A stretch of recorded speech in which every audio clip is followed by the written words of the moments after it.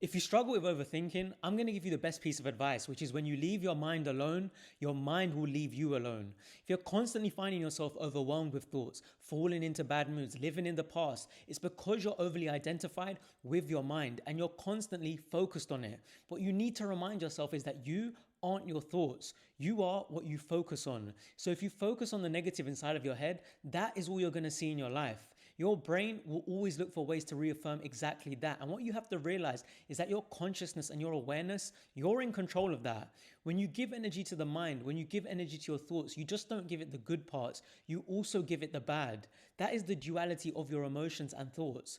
Good can't exist without the bad. And the best way to deal with this is to get good at separating yourself from them. Literally, don't give the mind any sort of attention at all whatsoever. Because when you leave it alone, it makes it so much harder for the duality of good thoughts and bad thoughts, good emotions and bad emotions to exist in your mind. That's why you always just have to stay present and do things like journaling and meditating, because they do really help to stop identifying with your thoughts.